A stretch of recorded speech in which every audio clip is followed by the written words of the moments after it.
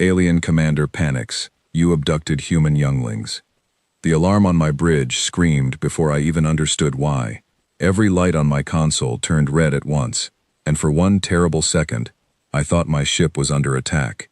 I am Vrel Kathun, fleet commander of the 3rd Raiding Division of the Zarathi Dominion, and in that moment, I had no idea that the worst mistake of my entire life had already happened 3 hours earlier. Let me take you back to the beginning, because you need to understand how confident I was. How sure, how wrong. 3 hours before the alarms, I stood on my bridge looking down at a small blue and green world, called Meridian's Reach.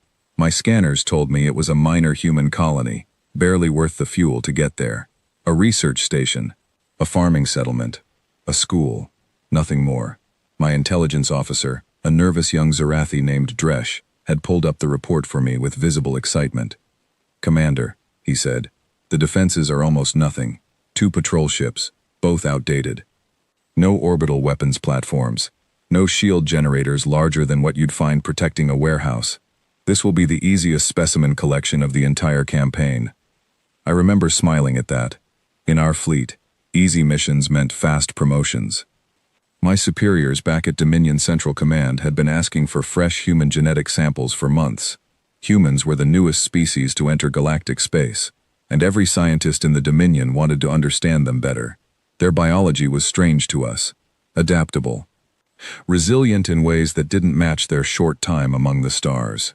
My job was simple: take a sample population, deliver them to the research vessel waiting at the rendezvous point, and let the scientists do the rest. "Show me the target location again," I said. Dresh brought up the image.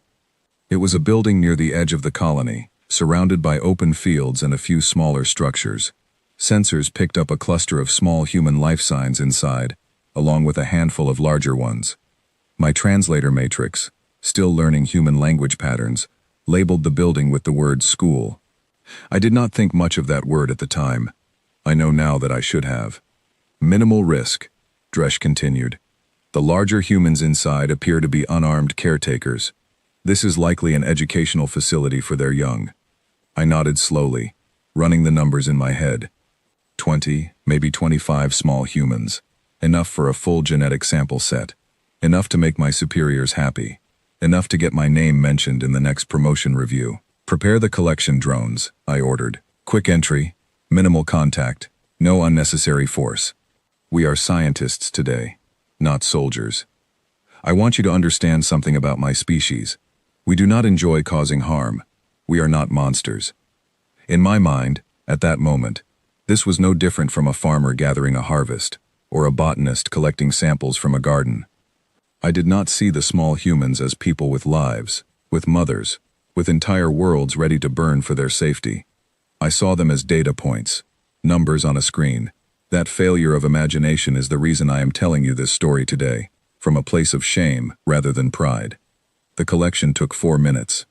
My drones moved fast, quiet, and precise, using short-range transport beams to lift the small humans directly from the building without setting foot inside. There was noise, of course. Small human voices, some crying, some shouting names I did not understand yet. My drones were programmed to ignore this. Sound was not data. Sound was not important. 23 small humans arrived in my holding bay within minutes. I watched through the security feed as my medical staff began preparing them for transport, keeping them comfortable, giving them warmth and simple food, following every protocol we had for humane specimen handling. I remember feeling almost proud of how gentle we were being. Look how careful we are, I thought. Look how civilized. I did not yet understand what I had actually done. My ship broke orbit within the hour, engines humming with the quiet satisfaction of a job well done. I sent a short message ahead to the research vessel, informing them of our success, informing them we would arrive at the rendezvous point within 2 standard days. I remember drafting that message with a small smile on my face, already imagining how it would read in my service record. Successful specimen collection, 0 casualties, ahead of schedule. I did not know, as I typed those words, that somewhere far away, an alert had already gone out, that a network of human systems, quiet and unseen, had already noticed 23 children missing from a school on a small colony world. I did not know that the silence which was about to fall over my communications array was not a malfunction, not an accident, but the first sign of something ancient and terrible waking up. For the next 2 hours, everything felt normal. My crew moved through their duties with the relaxed rhythm of a mission nearly finished. Dresh brought me updates on ship systems every 20 minutes, each one as unremarkable as the last. Engines nominal, life support nominal, specimen holding bays stable and secure. I remember drinking a warm cup of nutrient broth in my private quarters, thinking about nothing more important than what I would say in my mission report. Then, at the 2-hour mark, my communications officer called my name with a strange tightness in her voice. "Commander," she said, "I am not receiving a response from Relay Station 7. I did not think much of it at first. Relay stations occasionally experience technical issues. Try again in a few minutes, I told her. She tried again. Nothing. Try Relay Station 8, I said, a small, cold feeling beginning to form somewhere behind my ribs, though I could not yet explain why. Silence again. Within 30 minutes, every relay station between my ship and Dominion space had gone quiet, one after another, like candles being snuffed out by an invisible hand. My communications officer's face had gone pale, a color I had never seen on her before. My tactical officer stood beside her, staring at a display that showed our entire communication network collapsing in real time. "Commander," Dresh said quietly, "this is not a malfunction. Someone is doing this deliberately." I stood from my chair slowly, my earlier confidence draining out of me, like water from a cracked container. "Who could disable an entire relay network this fast?" I asked, more to myself than to anyone else. "The humans barely have a fleet. Their technology is still developing. This is not possible." And then my sensors officer spoke, her voice shaking slightly. "Commander, I am detecting multiple faster-than-light signatures. They are converging on our position from several different directions." "How many?" I asked. She hesitated before answering. "I count 14 so far. The number is still rising." 14. From a species we had rated as barely a threat. From a colony we had assumed was almost defenseless. My mind raced through possibilities, searching for an explanation that made sense. Anything that would let me keep believing this was simply bad luck, a coincidence, a fleet exercise that happened to be nearby. I ordered my ship to increase speed toward the rendezvous point, hoping that distance would solve whatever this was before it became something I could not undo. I told myself that humans, being new to space, likely did not have the technology to catch us in time. I told myself many things in those minutes, most of them wrong. Then my communications board lit up with a single incoming transmission, not from Dominion Central Command, not from the research vessel, from an unknown human source, using a frequency I had never seen before, one that should not have been able to reach a ship moving at our speed. I remember staring at that blinking light for a long moment before I gave the order to accept it. The voice that came through was calm. That is the detail that has stayed with me the longest. Not angry, not shouting, calm, steady, almost gentle, like someone asking about the weather. "This is Colonel Grace Whitfield of the Meridian's Reach Defense Authority," the voice said. "I need you to confirm the current location and condition of 23 children taken from Fielding Elementary, approximately 2 hours and 40 minutes ago." I stood frozen for several seconds, unable to form a response. Behind me, I could hear my crew going completely silent, every eye on the bridge fixed on the small speaker, as if it might explain what was happening to our entire communications network. "Confirm your understanding," the voice continued, still calm, still steady. "We will speak again shortly." The transmission ended. I stood there on my bridge, staring at the dark screen where her face should have been, though we had received no visual feed at all. Just a voice, just a name, just a simple, quiet request that felt more dangerous than any threat I had ever received in my long career as a fleet commander. I turned to Dresh, whose face had gone the color of pale stone. "Explain to me," I said slowly, "how a colonial defense officer knew the exact number of humans we collected within minutes of losing contact with the school." Dresh had no answer. Neither did anyone else on my bridge. I ordered an immediate reassessment of our intelligence on this species. I pulled up every file we had on human colonies, Every report from every scout who had ever passed through this region of space. Nothing in those files prepared me for what was coming. Nothing warned me that we had just done something that humans, across their entire history as a species, considered the single greatest violation imaginable. Nothing told me that this small, quiet colony, one we had rated as barely worth the fuel to visit, was about to show me exactly how wrong our intelligence reports had been. I looked at the small humans in our holding bay through the security feed one more time. They looked so small, so harmless, so easy to have taken without a second thought. I remember one of them, a boy with dark curly hair, sitting very still, watching the door as if he expected someone to come through it at any moment. I did not know it yet, but he was right to expect that. Someone was coming. Someone was already on their way, moving faster than anything in my intelligence reports had predicted possible, and nothing I had learned about warfare, about diplomacy, about the balance of power between species in this galaxy, was going to help me when they arrived. I gave the order to increase our shields to maximum and prepare for possible contact. I did not yet understand that shields would not matter. I did not yet understand that this was not going to be a battle in any way I recognized.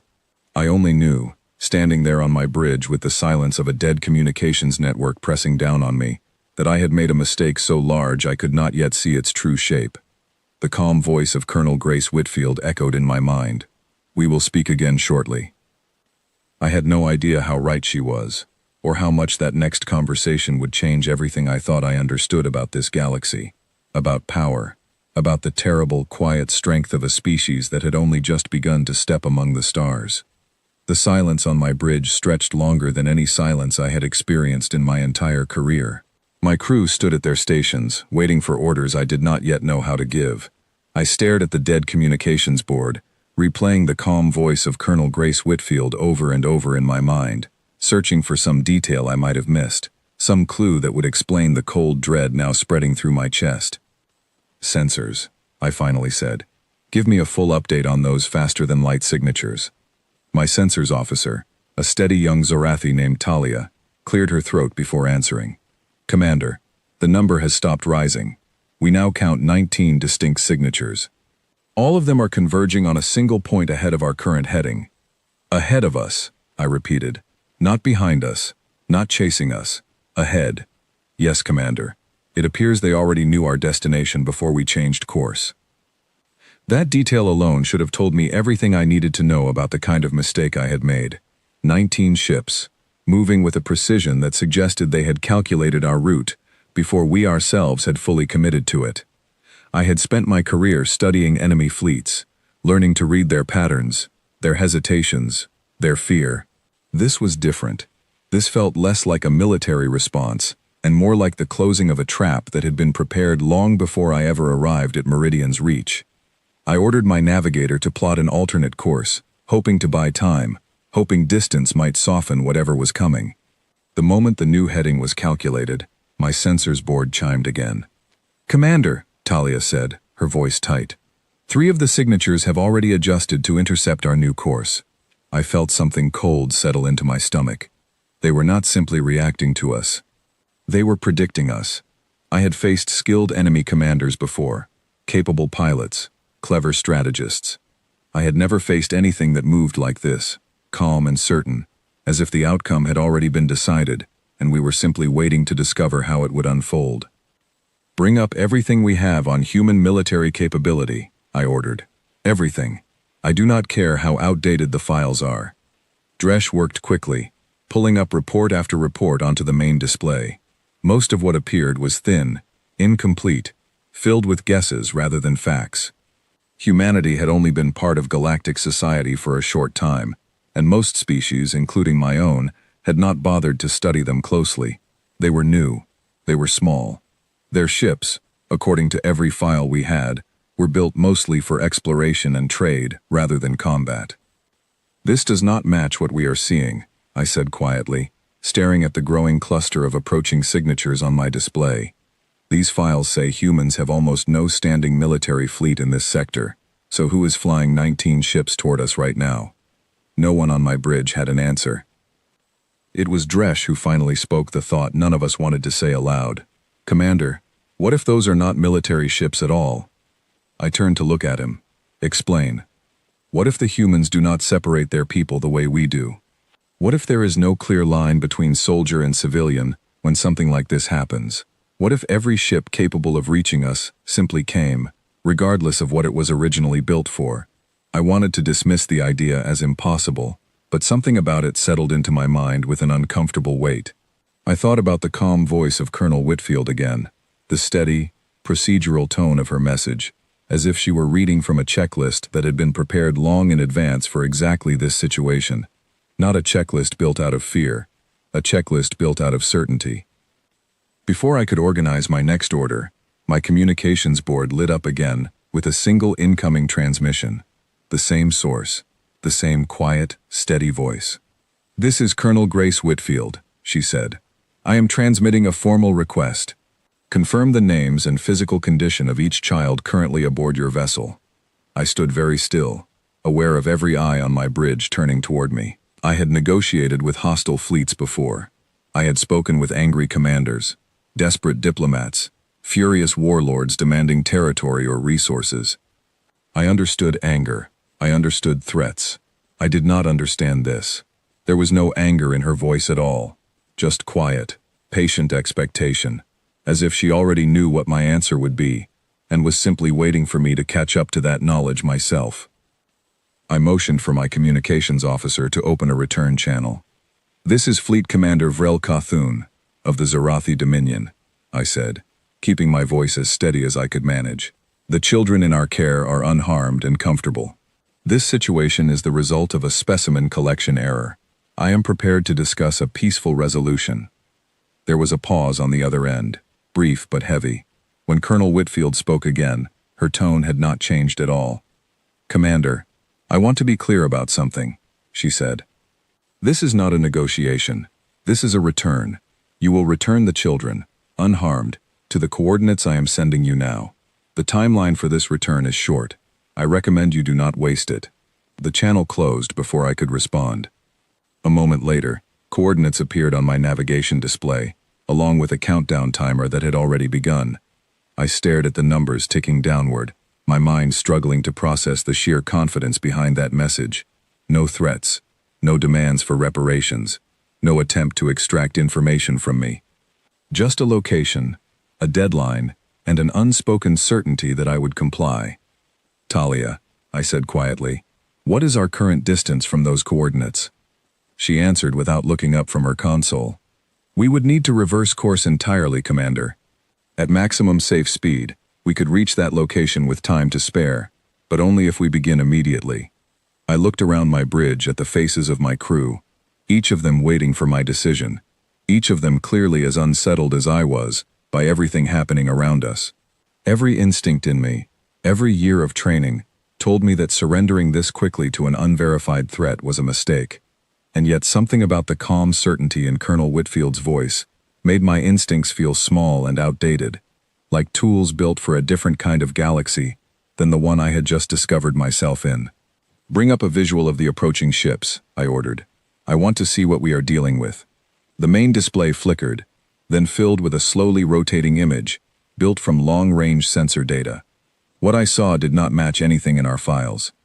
The ships were varied in size and shape, some clearly built for cargo transport, others resembling agricultural or mining vessels, retrofitted in ways that made their original purpose difficult to identify. There was no uniform design among them, no matching fleet markings, nothing that suggested a single organized military force. And yet they moved together with perfect coordination, closing the distance between themselves and my ship with a precision that made my tactical officer visibly nervous. "Commander," he said, "these vessels were not designed for combat. Some of them appear to still have civilian cargo markings." "Then why do they move like a trained fleet?" I asked. No one answered. No one could. I thought again about what Dresh had suggested earlier, the idea that humanity did not draw a clear line between soldier and civilian in moments like this. Watching those mismatched, retrofitted ships close in with terrifying discipline, I began to understand, in a small, frightening way, exactly what that might mean.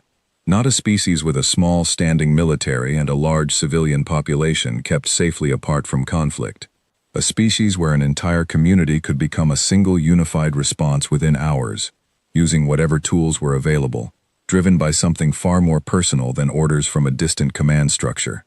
I looked at the security feed showing the children in our holding bay. They had grown quieter since the ship changed course, sensing perhaps that something had shifted, though they could not have understood what. One of the smaller ones, a girl with short brown hair, had fallen asleep against the shoulder of the boy, who had been watching the door earlier. He was still watching it. I gave the order to reverse course toward the coordinates Colonel Whitfield had sent us. It was not mercy that drove that decision. It was not even fear of the approaching ships. Not entirely. It was the growing, undeniable sense that I had stumbled into something far larger and far older than a simple military conflict, something rooted so deeply in this species that even their calmest, most procedural response carried a weight I could not fully measure. I did not yet understand the shape of it. I only understood that I did not want to find out what happened if I ignored it. As my ship began its slow turn back toward the coordinates, my sensors board chimed one final time. "Commander," Talia said quietly, "the lead ship among the approaching group has just changed its designation in our system." "Show me," I said. A single new label appeared beside the largest of the approaching vessels, a ship far bigger than the others, its retrofitted hull bristling with equipment our scanners still could not properly identify. The label read simply, "Harvest Mother." I did not know yet what that name meant to the humans who had given it to that ship. I only knew, staring at it on my display as my own vessel turned slowly back toward the coordinates of my greatest mistake, that I was about to learn. My ship settled onto its new course, and for the first time since this mission began, I felt something I rarely allowed myself to feel in front of my crew. Doubt. Real, cold doubt, settling into my chest, like a stone dropped into still water. I ordered Dresh to keep pulling every piece of data he could find on the human ship now labeled Harvest Mother. While he worked, my communications board chimed with a new transmission, though this one was different from the others. It was not addressed to me personally. It was a wide broadcast, sent openly across multiple frequencies, as if Colonel Whitfield wanted every ship in the region, mine included, to hear it clearly. "This is Colonel Grace Whitfield, Acting Coordinator for the Meridian's Reach Response," she said. "For the record, and for anyone listening who may not understand what is happening here, I want to explain our position plainly." I motioned for the transmission to be piped through the full bridge speaker system. My crew fell silent, listening. 2 hours and 50 minutes ago, 23 children were taken from a school in our community, she continued. "We do not know the intentions of the vessel responsible. We have chosen, for now, to assume this was an error rather than an act of open hostility. That assumption comes with a condition. The children are returned unharmed, in full, within the window we have provided.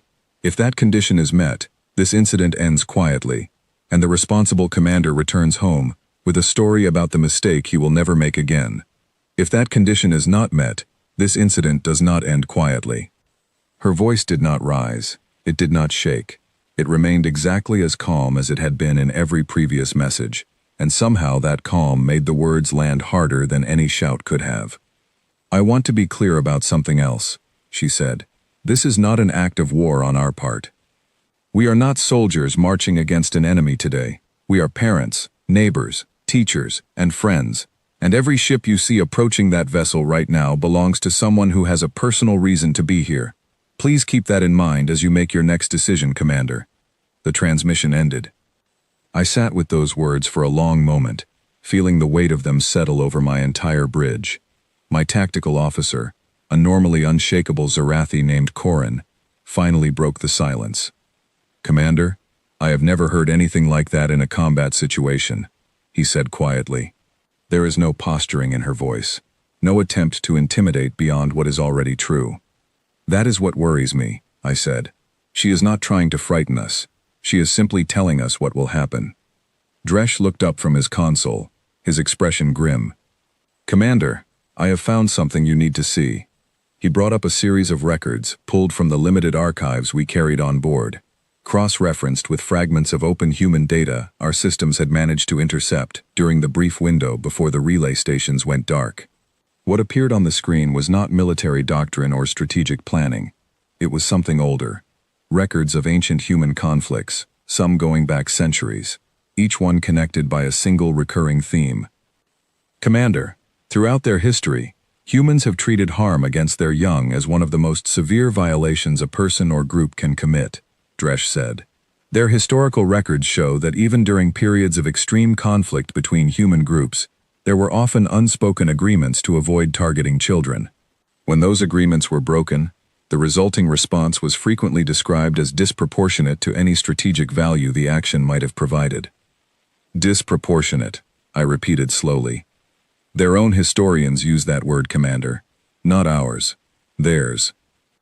I stared at the data on the screen, feeling the shape of my mistake grow clearer and colder with every passing second.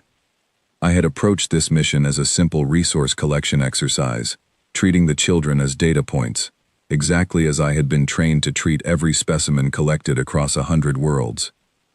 I had not considered, not for a single moment, that this particular action might trigger something so deeply rooted in a species that even they themselves described their own response to it as beyond reasonable measure.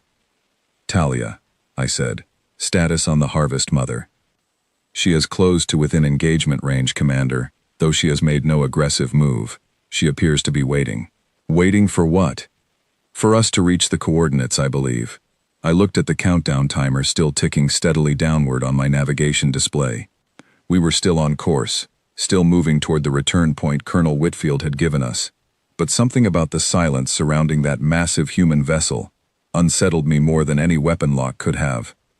Corin, I said, run a full scan of the Harvest Mother's hull. I want to understand what we are looking at. He worked quickly, and after several long minutes, the results appeared on the main display, though they left more questions than answers. The ship's outer structure showed clear signs of having been built for an entirely different purpose than combat. Cargo bay doors, still visible beneath layers of hastily installed plating, mining equipment mounts, some still holding partially disassembled drilling components. Agricultural storage tanks, converted, as far as we could tell, into something resembling weapon housings, though our scanners could not identify the exact nature of what they now contained. This ship was not built by a military, Corin said quietly. It was built by ordinary people, then changed into something else, quickly, using whatever they had available. How quickly? I asked. Dresch checked the timeline against what we knew of the mission's start. Commander, based on the state of the retrofitting visible in these scans, and the speed at which this vessel reached us, the conversion could not have taken more than a few hours. A few hours. I thought of my own fleet's shipyards, the months it typically took to properly refit even a small vessel for a new role, the careful planning, the resource allocation, the layers of approval required before any significant modification could begin. Here, an entire community had apparently taken a civilian cargo ship and turned it into something capable of matching military capability, all within the same window of time it had taken my ship to travel from Meridian's reach to our current position. This is not standard human military doctrine, I said slowly. This is something else. I believe you are correct, Commander, Dresch said. I believe this is closer to what their own historical records describe, a response that exists outside their normal chain of command, driven by something more immediate than strategy. I thought of the calm voice of Colonel Whitfield again, her careful, procedural tone, the way she had described herself and everyone aboard those ships as parents, neighbors, and friends, rather than soldiers. I understood now, with a clarity that made my chest feel tight, that this was not an attack fleet in any traditional sense. It was something far harder to predict, far harder to negotiate with, because it was not bound by the careful calculations of military strategy. It was bound by something else entirely, something my own species had very little experience dealing with. Commander, Talia said suddenly, her voice tight, I am picking up additional signatures entering the system. 6 more vessels, approaching from a different vector. More? I asked, my voice sharper than I intended. Yes, Commander. And these ones are broadcasting an open identification signal. They appear to be transports. Transports carrying what? She hesitated before answering. Based on the signal registration, Commander, I believe they are carrying family members of the missing children. Parents, primarily. I felt something shift in my chest at those words. a mixture of dread and a strange, unfamiliar guilt that I had rarely experienced in my career. I thought of the small humans in our holding bay, the boy who had not stopped watching the door, the girl who had fallen asleep against his shoulder. I thought of the families now racing across the system toward my ship, driven by fear I had caused, fear that had already reshaped an entire colony's response into something my intelligence reports had never predicted possible. I turned to my crew, all of them watching me now, waiting for direction I was not entirely certain how to give. "Prepare the children for immediate return," I said. "I want them ready the moment we reach those coordinates. No delays, no further mistakes." As my crew moved to comply, I looked once more at the image of the Harvest Mother on my display, sitting silent and patient at the edge of engagement range, surrounded now by a growing collection of mismatched ships that had once been used for cargo, for farming, for ordinary lives, interrupted by an extraordinary threat. I understood, watching that quiet, waiting fleet, that I had triggered something ancient in this species, something that existed long before they ever left their homeworld, and that the only thing standing between my crew and the full weight of that response was how quickly I could undo what I had already done. We reached the coordinates with 11 minutes remaining on the countdown. I remember watching that number tick down on my display, feeling every second stretch longer than it should have, my crew moving through their duties with a tense, careful silence that had replaced our earlier confidence entirely. The Harvest Mother came into full view as we dropped out of transit speed, and seeing her up close for the first time gave me a different understanding of her than any sensor scan had provided. She was massive, larger than I had expected from the data alone, her hull a patchwork of original cargo plating and hastily welded additions that gave her an unfinished, almost desperate appearance. And yet there was nothing weak about the way she held her position, steady and silent, surrounded by the growing collection of smaller ships that had gathered around her like a protective wall. "Commander," my communications officer said, "we are receiving another transmission." "Same source." "Put it through," I said. Colonel Whitfield's voice filled my bridge once more, still calm, though I thought I detected something new beneath the surface of it this time, something quieter and more personal than the procedural tone she had used before. "Commander, you have arrived within the window," she said. "I want to walk you through exactly what happens next, so there are no misunderstandings between us." "I am listening," I said. "You will transport the children directly to the Harvest Mother's receiving bay. Coordinates are being sent now. Once we confirm all 23 are safely aboard and unharmed, you will be free to leave this system unopposed. No further action will be taken against you or your crew." I felt a flicker of relief at those words, though it was quickly tempered by the strange hollowness in her voice as she said them. This was not the tone of someone offering mercy out of kindness. It was closer to the tone of someone forcing themselves to remain reasonable, despite every instinct telling them otherwise. "I understand," I said. "The transport will begin immediately." "One more thing, Commander," she added. "The parents of these children are aboard this ship. They are currently making their way to the observation deck to witness the return. I recommend you complete this quickly." The transmission ended before I could respond. I turned to my crew and gave the order, watching through the security feed as my staff carefully guided the children toward the transport bay, offering them warm blankets and gentle words that felt almost absurd given everything happening around us. The boy who had spent the entire journey watching the door was now standing near the front of the group, his small hand held tightly by one of my medical staff, his eyes fixed forward as if he already sensed that something important was about to happen. I watched the transport sequence begin, small groups of children disappearing from our holding bay in bursts of light, reappearing, according to the confirmation signal, safely aboard the Harvest Mother. 5 children, then 10, then 15. "Commander," Dresh said quietly, watching a separate display, "I am picking up biometric activity on the Harvest Mother's observation deck. Elevated heart rates, rapid movement patterns consistent with running." I understood immediately what he meant. The parents were arriving. The transport continued, 20 children now safely aboard, then 22, then finally the last one, a small girl who had been too frightened to move on her own, gently carried through the beam by one of my staff members. The confirmation signal chimed on my display.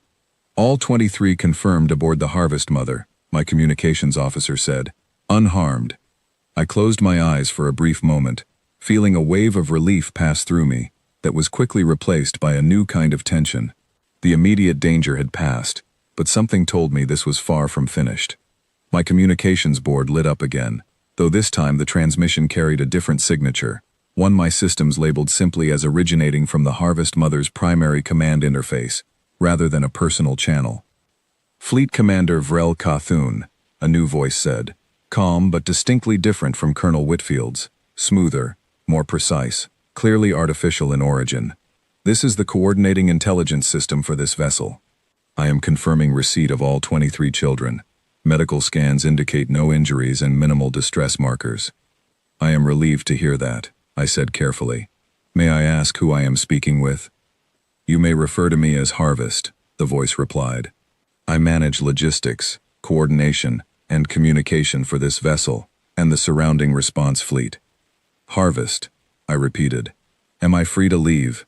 As Colonel Whitfield indicated. There was a brief pause before the voice responded. Colonel Whitfield's offer remains valid, Commander. However, I want to inform you of something before you depart, for the sake of accuracy in your future reports. Go on, I said, an uneasy feeling settling back into my chest. This vessel, prior to the last several hours, was registered as an independent agricultural transport, owned and operated by a small farming cooperative on Meridian's Reach. Its crew consists entirely of volunteers who left their homes, their fields, and their families the moment word spread of what had happened. The retrofitting you observed on approach was completed by these same volunteers, using equipment originally intended for terraforming and heavy construction work. I stared at the speaker, letting that information settle over me slowly. You are telling me this ship was never intended for combat? Correct, Commander. Nor were any of the other 18 vessels currently surrounding your position, cargo haulers, mining survey ships, a retired passenger transport, a research vessel typically used for atmospheric studies, none of them military assets. All of them repurposed within the span of a few hours by people who felt compelled to respond. I looked at Dresch, whose expression mirrored the disbelief I felt building in my own chest. And if I had not returned the children in time, I said slowly, what exactly were these civilian ships prepared to do? The pause before Harvest answered stretched longer this time. I am not authorized to provide that information, Commander, as the situation did not require it to become relevant. I would advise you to consider yourself fortunate that you will never need the answer to that question. I sat back in my chair, feeling the full weight of what had just happened settle over me.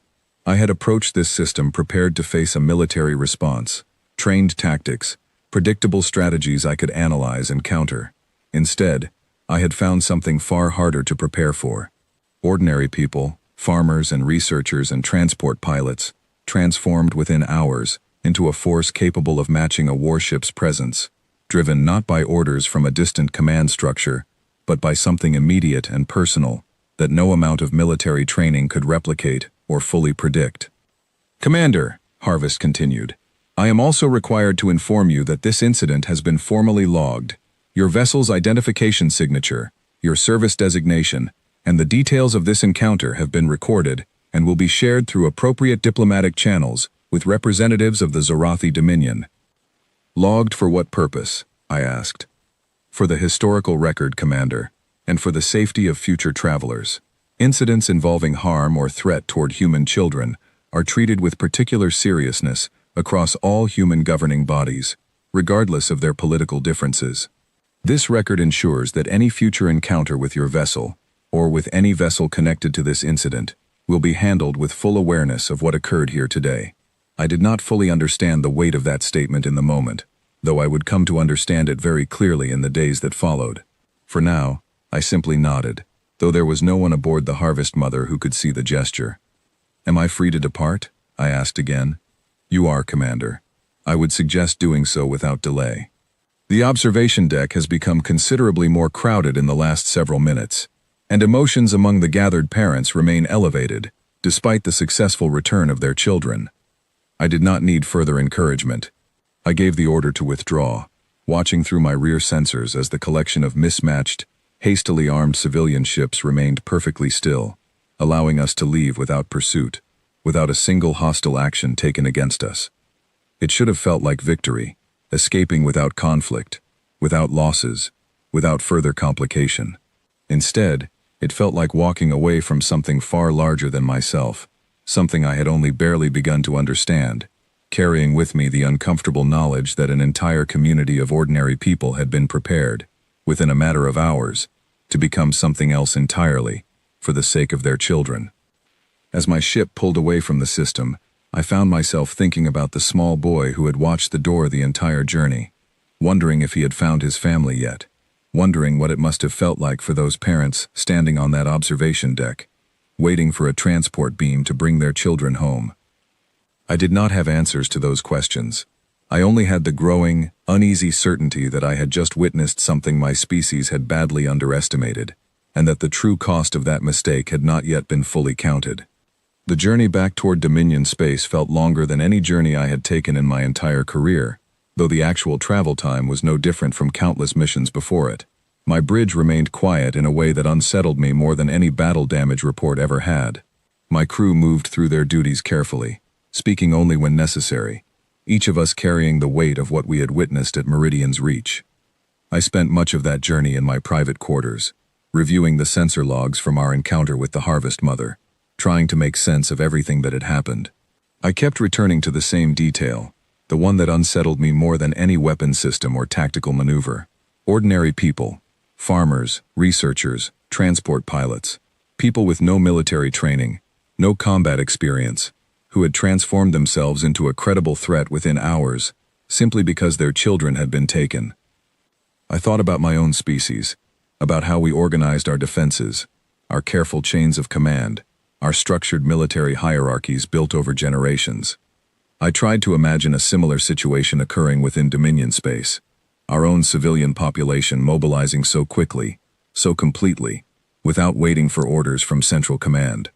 I could not picture it. Our society simply did not work that way.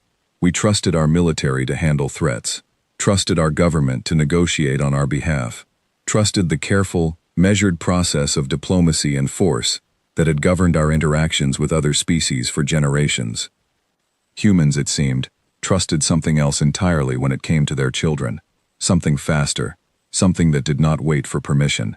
3 days into our return journey, my communications officer informed me that we had reconnected with the broader Dominion relay network. The silence that had swallowed our communications during the encounter lifted the moment we crossed back into more established space, though I noticed our systems flagged several odd interference patterns along the route. Patterns that Dresch later suggested might have been deliberate, a way of ensuring our isolation lasted exactly as long as the humans needed it to, and not a moment longer. With communications restored, I began drafting my official report to Dominion Central Command. It was, without question, the most difficult report I had ever written. I tried several times to frame the mission as a partial success, a specimen collection that had encountered unexpected complications, but ultimately concluded without casualties on either side. Each draft felt hollow, incomplete, failing to capture the true weight of what had actually occurred. Before I could finalize the report, my ship received an incoming transmission through official Dominion diplomatic channels, forwarded from a source my systems identified as a newly established human liaison office. I had not even been aware such an office existed until that moment. The message was brief, formal, and utterly without emotion, which somehow made it more unsettling than anything Colonel Whitfield had said during our earlier encounter. It read simply that Meridian's reach, along with every human colony within 12 sectors of that world, had been formally flagged within Dominion diplomatic records as a Class 1 no-contact zone. Any Zarathi vessel entering the designated region without prior clearance would be considered to have forfeited any expectation of standard diplomatic protection.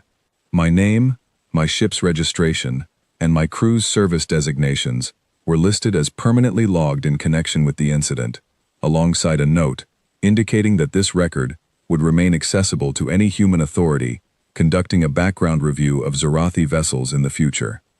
I read that message 3 times before I fully understood what it meant. I had expected consequences, certainly. I had prepared myself for some form of diplomatic reprimand, perhaps a formal complaint lodged with my superiors, perhaps restrictions on future contact with that particular colony. What I had not expected was the calm, bureaucratic permanence of it all. No anger, No demand for punishment beyond what had already occurred.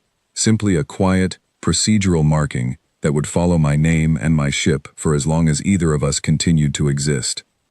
I brought the message to Dresh, hoping he might help me understand its true significance. He read it carefully, his expression growing more troubled with each line. "Commander," he said slowly, "I do not believe this is meant as a punishment in the way we typically understand punishment." "Then what is it?" I asked. "I believe it is a warning system," he said. "A way of ensuring that anyone who encounters your ship in the future, human or otherwise, understands exactly what happened here. It is not designed to harm you directly. It is designed to make certain that no one forgets." I thought about that for a long moment, staring out at the quiet stretch of space beyond my viewport. I thought about the calm, unwavering tone of everyone I had interacted with during this entire encounter, from Colonel Whitfield's steady voice to the artificial intelligence coordinating the Harvest Mother's operations. None of them had raised their voice. None of them had made grand threats or dramatic declarations.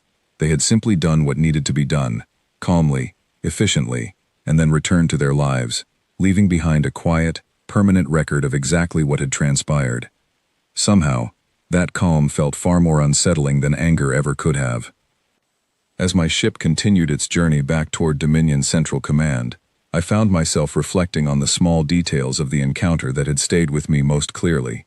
The boy who had watched the door for the entire duration of the children's captivity, never looking away, as if some part of him had known that help was coming and simply needed to be patient. The way my own medical staff, trained to treat specimens as data rather than people, had nonetheless found themselves offering warm blankets and gentle words without being ordered to do so. The strange, quiet dignity of Colonel Whitfield's voice, never once raised, never once cruel, even while calmly outlining exactly what would happen if her conditions were not met.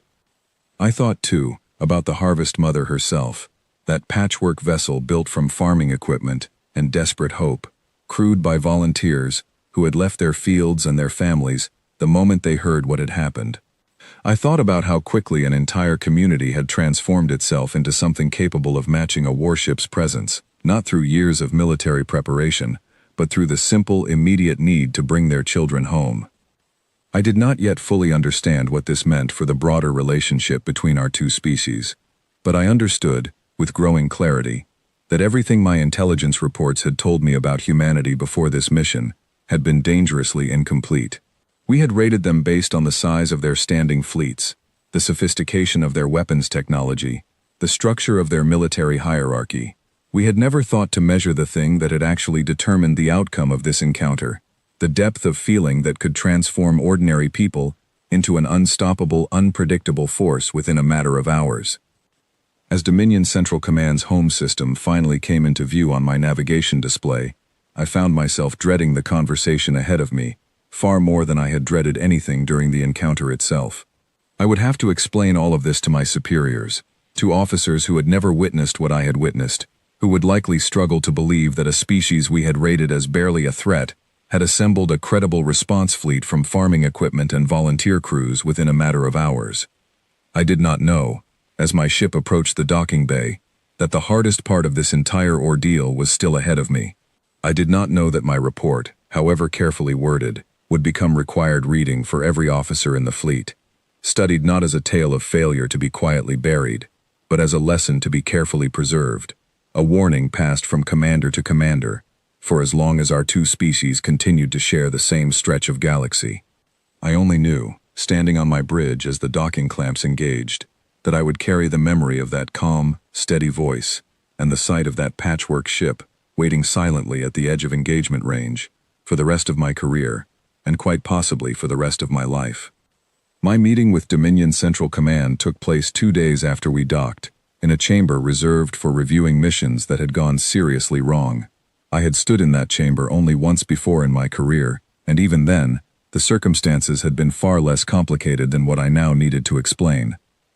Fleet Admiral Soren Vex sat at the head of the long review table, flanked by senior officers whose names I had known for years, but had never expected to face under these particular conditions.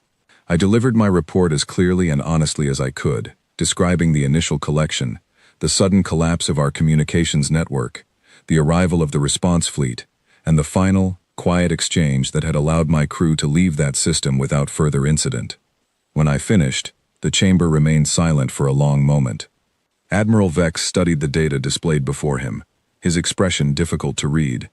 "You are telling me," he said slowly, "that 19 vessels, none of them originally designed for combat, reached your position within hours of the initial incident, and that this response was organized entirely outside any formal military structure." "Yes, Admiral," I said.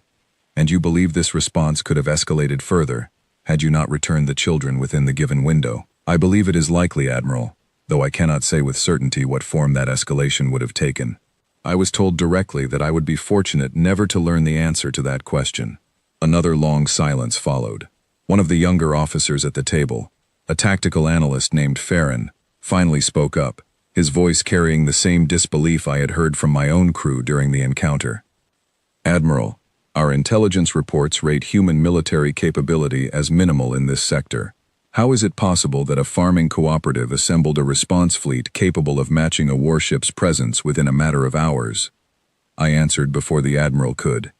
"Because our intelligence reports measured the wrong thing," I said. "We measured their fleets, their weapons, their formal military structure. We never measured how quickly an ordinary population could transform itself when something they valued deeply was threatened." Admiral Vex studied me carefully for a long moment before speaking again. "This is a significant gap in our understanding of this species," he said, "one that could have led to far greater losses had your judgment failed you at any point during this encounter." I did not argue with that assessment. I had spent every quiet moment of my journey home reaching the same conclusion myself. In the weeks that followed, I watched my report circulate through channels I had never expected it to reach. What I had assumed would become a quietly filed record of a single commander's mistake instead became something closer to a case study, distributed to fleet officers across multiple sectors, as part of a broader review of our intelligence-gathering methods regarding human colonies.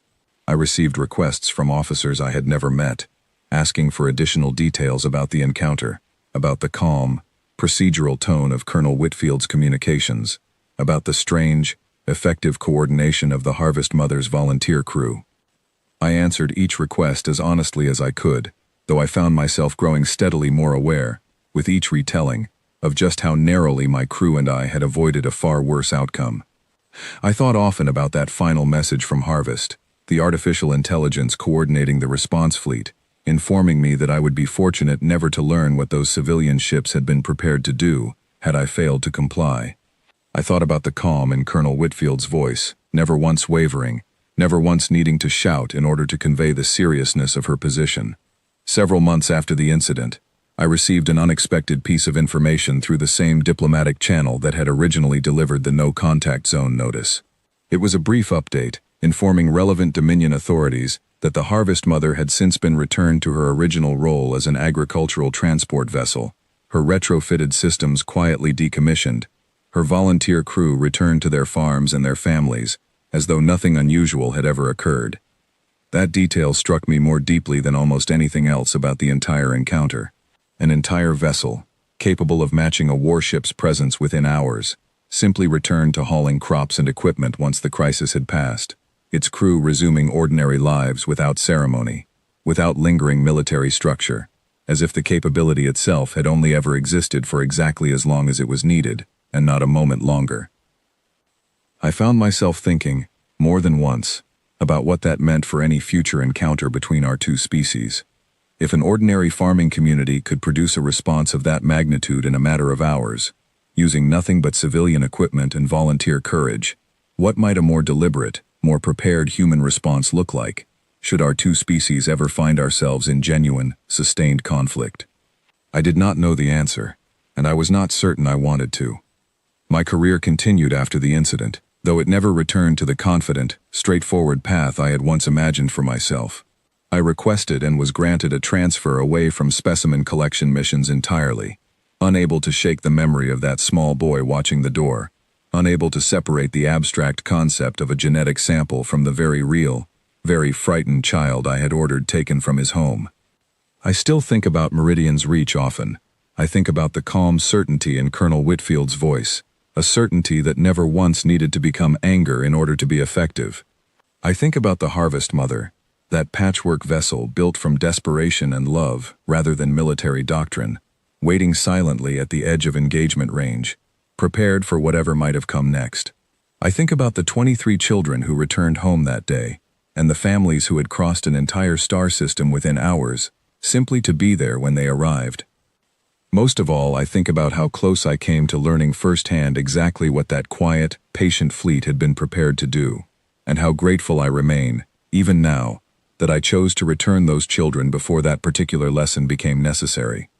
My final entry in the official record of this incident, the one now required reading for every new fleet commander entering active service, ends with a single line that I wrote, not as a warning to others, though it has since become exactly that, but as a simple, honest reflection on everything I learned that day. Never assume a species is weak simply because their strength has not yet been provoked, and never, under any circumstances, mistake a farmer's calm for an absence of resolve. I am alive today, and my crew returned home safely, only because I understood, in time, exactly what I had done, and exactly what it would take to undo it. Not every commander who makes my same mistake will be given that same chance to learn the lesson before it becomes permanent. I hope, for the sake of anyone reading this record after me, that they never need to find out.